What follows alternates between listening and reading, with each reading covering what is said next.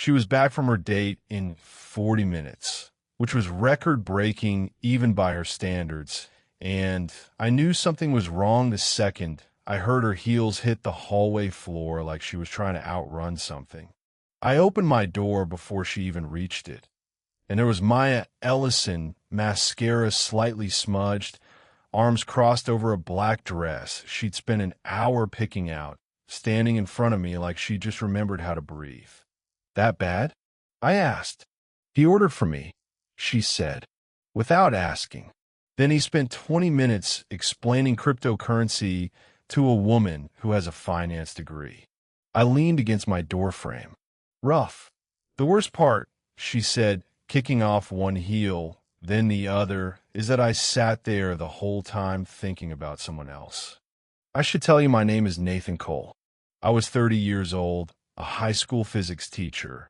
I had lived with Maya for 2 years in a 2-bedroom apartment above a laundromat that always smelled faintly of fabric softener, no matter the season. Maya was 29, a graphic designer with a laugh that carried through walls and a habit of narrating her bad dates to me the second she walked in the door, usually with popcorn, usually while sprawled across the couch like the night had personally wronged her. I had gotten used to those nights. I had not gotten used to liking them as much as I did. Someone else. I repeated carefully, following her into the kitchen. Should I be jealous of this mystery man? Maya opened a fridge, pulled out the leftover pad thai, and didn't answer right away. That was new. Maya always answered right away. Maya had an opinion loaded before you finished the question. Depends, she said finally, not looking at me. Are you the jealous type? I laughed, but it came out thinner than I meant it to. I don't know. Never had a reason to find out. She closed the fridge and looked at me for a second too long. There was something different in her face, something she usually kept folded up behind sarcasm and eyeliner. Then she shook her head like she was shaking off a thought and said, "Forget it. I'm starving and heartbroken, and I need trash TV." We ended up on the couch the way we always did, her feet in my lap, a bowl of noodles between us, some renovation show playing that neither of us was watching. It should have felt normal. It didn't. Every time her foot shifted against my thigh, I felt it somewhere it had no business being felt. So what happened with Finance Bro? I asked, mostly to fill the silence. He asked if I'd ever considered getting Botox before I turned 30. She stabbed a noodle like it had personally offended her. I told him I was considering it right then, for him, in the eyebrow region. I choked on my water. You didn't. I absolutely didn't. I said something polite and then spent the rest of dinner counting ceiling tiles. She glanced at me sideways. 53, if you're curious. I'm always curious about your ceiling tile counts. That's the nicest thing anyone said to me all night. She said it lightly, but something underneath it wasn't light at all. I set my water down. Maya, don't. I didn't say anything yet. You were about to ask what I meant earlier. The someone else thing. She pulled her feet back, tucking them under herself, putting distance between us that hadn't existed a second ago. I say things when I'm annoyed. Ignore me. That should have been my exit. Maya was giving me a door, wide open easy. 6 months earlier I would have taken it, because taking the easy door had become a specialty of mine. I'd spent most of my 20s doing exactly that, walking away before anything got complicated enough to actually cost me something. My last relationship had ended with a woman telling me I was kind but unreachable, like I lived somewhere behind glass. I hadn't argued with her. It was true, but I looked at Maya folded into the corner of our couch, trying to disappear into a joke, and I didn't take the door. I don't think I'm going to ignore you, I said. Her eyes snapped to mine. Nathan, you've been doing this for a few weeks, I said, going quiet, changing the subject when it gets close to something real. I notice because I do the same thing, and it's annoying watching yourself in someone else.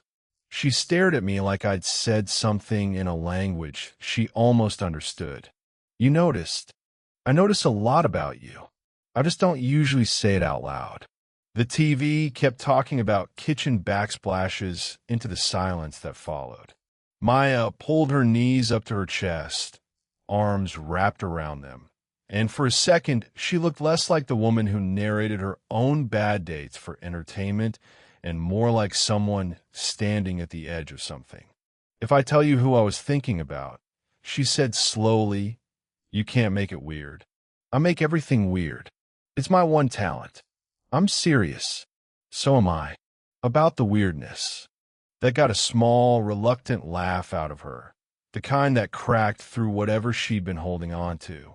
Okay, fine. She took a breath. I was thinking about how you laugh with your whole face. I was thinking about the fact that you make terrible coffee on purpose because you know I'll fix it and pretend to complain about it. I was thinking that finance bro's hand on my knee felt wrong in a way I couldn't explain until I realized it was because it wasn't your hand. The kitchen show kept talking about grout. I didn't hear a word of it. Maya, I told you not to make it weird. I'm not being weird. I'm being still because if I move right now, I might do something we can't take back, and I want you to be sure before I do that. Her breath caught, quiet but real. How long? She asked. How long what? How long have you noticed things about me? I thought about lying, making it small, something recent, something safe. But Maya had never given me anything less than the truth, even when it cost her something, and I wasn't going to start being a coward now. The night you cried over that career rejection, and I made you grilled cheese at midnight, I said. You fell asleep on my shoulder halfway through a movie, and I sat there for 2 hours because I didn't want to wake you up. I remember thinking, whoever gets to love this woman for real is going to be the luckiest idiot alive. Then I spent the next year making sure that idiot wasn't going to be me because I was scared of ruining the one good thing in my apartment that wasn't rent-controlled. Her eyes went glassy. That was 8 months ago. I am aware. I'm patient, apparently, in a deeply unhealthy way. You're ridiculous. Also true. She uncurled from the corner of the couch, slow, like she was testing whether the floor would hold. Then she crossed the small space between us and sat close, closer than roommates sit, close enough that I could see the mascara smudge under her left eye and the way her hands weren't quite steady. I need you to know something, she said. This isn't about a bad date making me desperate. This has been building for months, and I kept telling myself it was easier to keep dating strangers than admit I wanted my best friend. I know the feeling. I've been renting a lot of emotional distance myself. Cute analogy for a physics teacher. I contain layers. She almost smiled. Then her expression steadied into something braver. So what do we do with this? I reached over and tucked a piece of hair behind her ear, something I'd wanted to do more times than I could count, and had always talked myself out of. Her breath caught again, sharper this time. We stopped pretending, I said. We stopped scheduling bad dates with strangers so we don't have to admit the good one's already living down the hall. That's a very long way of saying you want to kiss me. I'm building up to it. I like a strong foundation. Nathan, yeah, kiss me before I change my mind and go back to counting ceiling tiles. I didn't need to be told twice. I leaned in slowly, giving her every chance to pull back, and she didn't. Her hand came up to my jaw, and when our lips finally met, it wasn't tentative or careless. It was the kind of kiss that had been waiting 2 years for permission to happen. She made a small sound against my mouth that undid something in my chest permanently. I pulled her closer, one hand at her waist, and she melted into it like she'd been holding herself rigid for months and had finally been allowed to stop. When we broke apart, her forehead rested against mine, both of us breathing like we'd run somewhere. Well, she said, That solves the mystery. What mystery? Well, I was thinking about. I laughed, and she laughed with me, and the noodles went cold on the coffee table, forgotten. The next morning, I woke up to the smell of coffee. Good coffee, not my deliberately bad coffee, and found Maya in the kitchen wearing my sweatshirt, hair a mess, humming something off-key. She looked over her shoulder and smiled like she'd been caught, doing something she wasn't sorry for. "Morning, roommate," she said. "Morning, girlfriend," I said, testing the word. Her smile widened. I could get used to that. I crossed the kitchen and wrapped my arms around her from behind, resting my chin on her shoulder. Good, because I'm not planning on going anywhere. Not even for finance bros cryptocurrency lecture. You'd survive it better than I did. You have infinite patience for boring men explaining things. I have zero patience for men who order for you without asking. She turned in my arms, coffee mug still in hand, and looked up at me with something warm and certain in her eyes. "For the record," she said, "every date I go on from now on is going to end early. Every single one. Is that a promise?" "That's a fact. Because the only person I want to come home to is standing right here, making fun of my ceiling tile count." I kissed her again, slow and unhurried.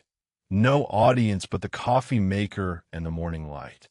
2 years of almost had finally turned into something real, and it had taken one bad date, one honest sentence, and one very patient idiot finally deciding the easy door wasn't worth walking through anymore. What would you have done if your roommate came home early from a date and admitted she'd spent the whole night thinking about you instead? Have you ever had a friendship quietly turn into something more? Tell your story in the comments. If you like this one, leave a like, subscribe, and I'll see you in the next.